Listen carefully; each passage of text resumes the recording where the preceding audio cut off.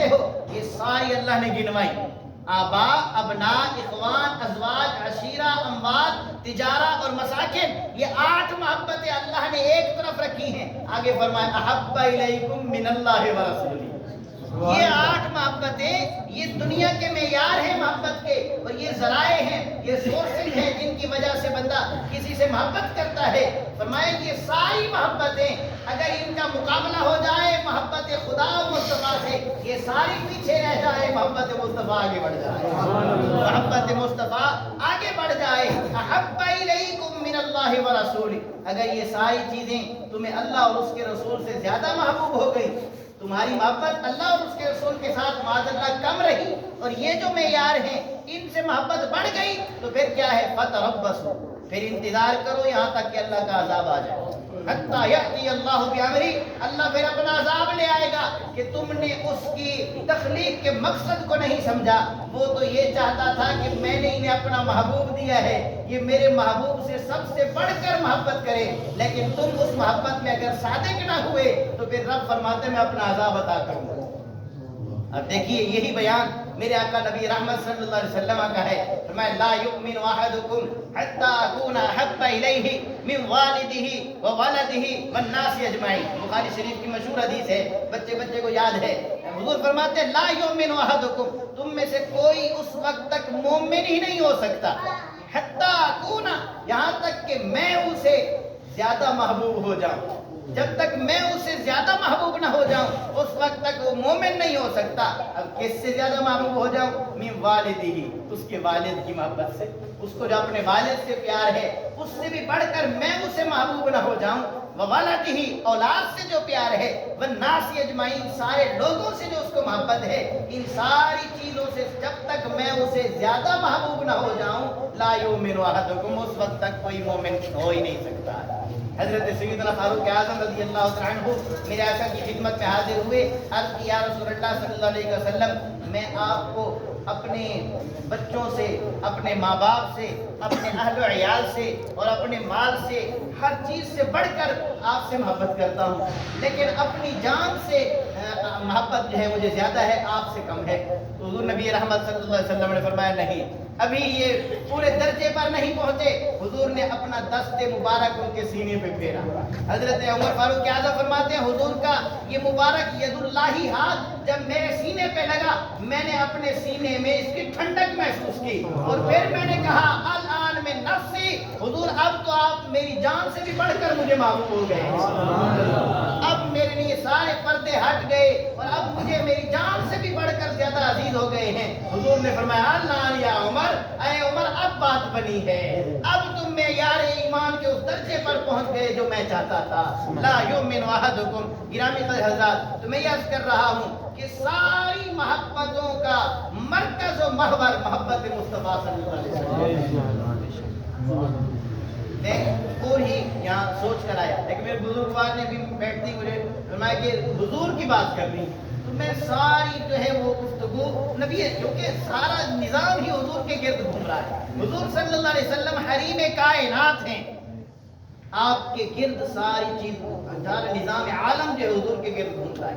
اور پھر یہی بات میں نے بھی شروع میں عرض کی ہے، میرے آقا نبی رحمت صلی اللہ علیہ وسلم نے فرمایا ان اول الناس بی یوم القیامہ اکثرهم علی صلاۃ. فرمایا جو مجھ پر جتنا زیادہ درود پڑھے گا اتنا ہی میرے قریب ہوتا چلا جائے گا. اب دیکھیے اس کو ایک مثال سے سمجھاتا ہوں. میرے شیخ کریم علامہ ابو النصر منظور احمد شاہ صاحب رحمۃ اللہ علیہ آپ فرمایا کرتے تھے کہ محبت مصطفیٰ ایمان کی جان ہے. ایمان کی جان محبت مصطفیٰ صلی اللہ علیہ وسلم ہے. ایمان بھی اس وقت تک ایمان نہیں بنتا جب تک کہ محبت مصطفیٰ صلی اللہ علیہ وسلم. دین حضور کی محبت کا نام ہے، دین حضور کو مقدم سمجھنے کا نام ہے، دین حضور کی اداؤں کا نام ہے. دیکھیے نماز پڑھنا اللہ کی عبادت ہے، بندہ جب چاہے اللہ کی عبادت کرے، کوئی اس میں قدغن نہیں ہے. لیکن اب اللہ تعالیٰ عطا فرمائے ہمیں اللہ یہ سعادت دے، حج بیت اللہ کی سعادت ملے، وہاں ظہر و عصر اکٹھے پڑھنی. اب ویسے تو نماز کے بارے میں کیا حکم ہے؟ ان الصلاۃ کانت علی المؤمنین کتابا موقوتا، کہ نماز مومنوں پر ایک مقرر وقت میں فرض کی گئی ہے. ظہر والی عصر میں ادا نہیں ہو سکتی، عصر والی مغرب کے ٹائم میں ادا نہیں ہو سکتی، لیکن وہاں دو نمازیں اکٹھی پڑھو گے تو مانے گا. کیوں؟ اس لیے کہ میرے محبوب نے وہاں اکٹھے پڑھی ہیں. جس طرح میرے محبوب نے کیا ہے ویسے کر کے لے آؤ گے تو مقبول ہوگا، ورنہ تمہارے منہ پر مار دی جائے گی. گرامی حضرات، حضور کی اداؤں کا نام دین ہے. جہاں حضور مسکرائے وہاں مسکرانا دین ہے. جہاں میرے آقا چل دیے وہاں چلنا دین ہے. جہاں ٹھہر گئے وہاں ٹھہر جانا دین ہے. جہاں میرے آقا نے اللہ کی عبادت کر لی ہے وہاں عبادت کرنا دین ہے. تو میں عرض کر رہا ہوں کہ نبی رحمت صلی اللہ تعالی علیہ وآلہ وبارک وسلم کی محبت یہ ساری چیزوں سے بڑھ کر ہو تو پھر بندہ اللہ کے محبوب کے قرب میں آتا ہے. پہلے دور میں ہاتھ سے چلائی جانے والی ایک چکی ہوتی، اس چکی پتھر کی بنی ہوئی چکی، اس کے درمیان میں ایک کلی لگی ہوتی اور پھر اس کلی کے اوپر جو ہے وہ دانے ڈالے جاتے تھے. اب بزرگ جو بیٹھے ہیں وہ یہ بات سمجھ رہے ہیں، نوجوانوں کے لیے سبق ہے کہ وہ دانے جو کلی پر ڈالے جاتے جب تک وہ کلی کے قریب رہتے تھے وہ پتھر کی زد میں نہیں آتے تھے، وہ پستے نہیں تھے. جتنا جتنا دور ہوتے چلے جاتے اتنا ہی پتھر کی زد میں آتے تھے.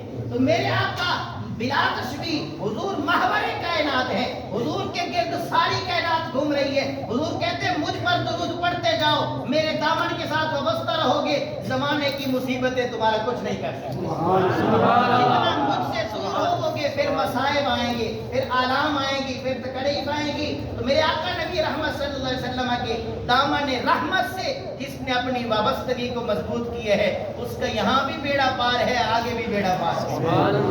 یہ فقط ہماری کوئی خطاب خطیبانہ جذبات نہیں بلکہ یہ حدیث کا ترجمہ ہے. میرے آقا صلی اللہ علیہ وسلم کی خدمت میں ایک صحابی حاضر ہوا، عرض کی یا رسول اللہ صلی اللہ علیہ وسلم متی الساعہ، حضور یہ فرمائیں قیامت نے کب آنا ہے؟ قیامت کے بارے میں ارشاد فرما دیں، کیونکہ اللہ نے حضور کو ما کان ما یکون، جو ہو چکا جو ہوگا سب کا علم اللہ نے میرے محبوب علیہ الصلوۃ والسلام کو عطا فرما دی. تو صحابی عرض کرنے لگے یا رسول اللہ یہ بتائیں قیامت کا ٹائم کیا ہے، کب آنی ہے؟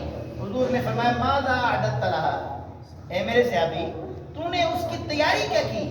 تو یہ کیوں پوچھتا ہے کب آنی ہے؟ تو یہ بتا تیری اس کے لیے کیا تیاری ہے.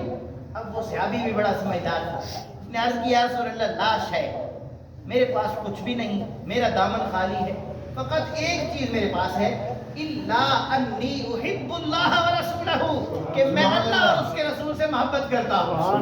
ویسے تو میرے پاس کچھ نہیں ہے، فقط اتنا ہے کہ دامن مصطفیٰ صلی اللہ علیہ وسلم سے میری وابستگی مضبوط ہے. حضور نے فرمایا پھر تجھے ڈرنے کی کوئی ضرورت نہیں، انت مع من احببتا، جس سے تو نے پیت لگائی ہے وہ لجپال ہے. جب تیرے دامن میں ان کی محبت ہے تو پھر تجھے گھبرانے کی ضرورت نہیں، جس سے محبت ہے تو اسی کے ساتھ ہی ہوگا. سبحان اللہ. تجھے اب اس سے غرض نہیں کہ کب آئے گی، جب بھی آئے تو اپنے محبوب کے دامن میں چھپا ہوگا، اپنی کملی میں چھپائے ہوں گے. گرامی حضرات، نبی رحمت صلی اللہ تعالی علیہ وآلہ وبارک وسلم کے دامن رحمت سے وابستگی میں ہی ساری عزتیں ہیں، ساری کامیابیاں ہیں، ساری برکتیں ہیں. اور اب یہ فضیلت آپ سماعت کر رہے تھے تو پھر اس میں ایک بات یہ ذہن میں آتی ہے کہ شاید یہ عظمت تو ان کو حاصل تھی جنہوں نے حضور کو اپنی آنکھوں سے دیکھا، جو حضور کا زمانہ جنہوں نے ظاہری حیات میں پایا ہے.